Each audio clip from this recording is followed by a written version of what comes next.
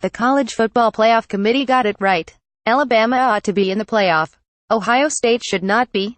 You didn't need a 13-person committee to come to that conclusion. Just common sense. Alabama is a better football team than Ohio State, whether it made it to the SEC championship game or not. The committee wasn't looking to balance out conferences here. They were looking to get the 4 best teams. And did. Good for them. When Kirby Hocutt, the chairman of the committee, got on ESPN on Sunday afternoon, the first thing he talked about was looking at Alabama's only loss to Auburn, Iron Bowl against 2 losses for Ohio State. And he was absolutely right. A year ago, Ohio State didn't make it to the Big Ten championship game the way Alabama sure didn't make it to the SEC championship game this year, and it still made it into the playoff, jumping over the team Penn State that did win the conference championship and rode a 9-game winning streak right through that championship game, a winning streak that, oh by the way, included a win over Ohio State. So Ohio State ended up in the playoff. Penn State did not. I didn't think Penn State deserved to go last year over Ohio State. A year later, I don't believe Ohio State deserved to go with 2 losses, even after it beat Wisconsin on Saturday night in Indianapolis. Ohio State didn't miss by a lot.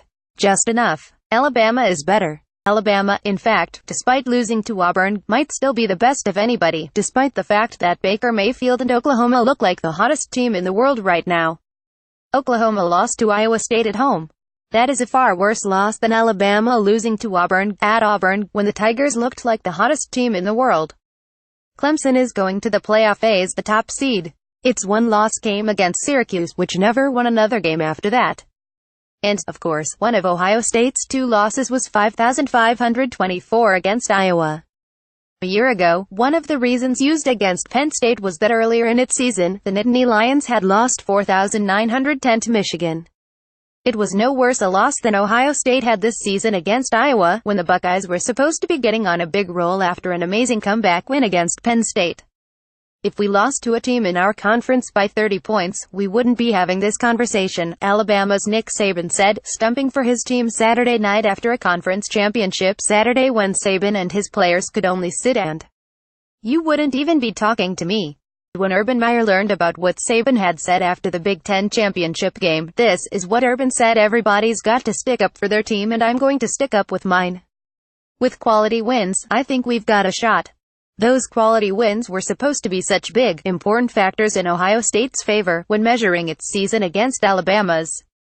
Ohio State had 2 wins against top 10 teams, and the best Alabama had were victories against Mississippi State and LSU. Except that when Saban's guys played Florida State in its opener, when we still thought Florida State would be a national championship contender, and before FSU's quarterback DeAndre Francois didn't make it out of that opener, that was viewed as a huge win as a time.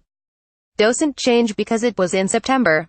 That game mattered mightily at the time. In the end, we use pretty much the same arguments for elevating Ohio State over Penn State a year ago as elevating Alabama over Ohio State this time. Oh, and there is one other fundamental reason this Alabama team is a lot better than last year's Ohio State team was. I don't even think Ohio State's flawless season is better than USC's. Somehow on Saturday night on television, J.T. Barrett, the Ohio State quarterback, was breathlessly treated like the second coming of Deshaun Watson every time he got his team another first down. But had Barrett made the playoff, he would have been the 4th best quarterback in the semis. Once, in the past, when we had wire service polls and coaches polls, we'd end up with more than one national champion when the bowl games were over, and the heated and endless debate would be about all that. Now, especially last year and this, it is about the team that gets left on the outside looking in. A 5th player with only 4 seats at the table. It is a perfectly imperfect system, and I hope they never change it to 8 teams, despite all the hand-wringing today in Columbus, and in the Big Ten. At the end of the day, and despite all the numbers and analysis and quality of opponents and strength of schedule, you have to apply the eye test, not just to what you have seen over the past few weeks, but the past few months. There was not a single Saturday when you walked away thinking Ohio State was the best college football team in the country. But there were plenty of times when you thought that about Alabama, even when Georgia was no. 1. Doesn't change now that Georgia beat the team that beat the Crimson Tide in the Iron Bowl on the Saturday after Thanksgiving. Here is what Gene Chizik, the former Auburn coach whose 2010 team was 140 and won the national championship, said on Twitter early Sunday morning. Funny thing is the four metrics are used in the CFB playoff when two teams are comparable. Watch film, there is no comparison. Alabama should be a no-brainer over OSU, and every former coach on the committee should concur if they've had film. Sorry folks. Nothing for which he should have been sorry. He was right. So is the committee. There is always going to be somebody thinking that the system screwed them. This time it's Ohio State. They're one of the best 5 college football teams in the country. Just not one of the best 4.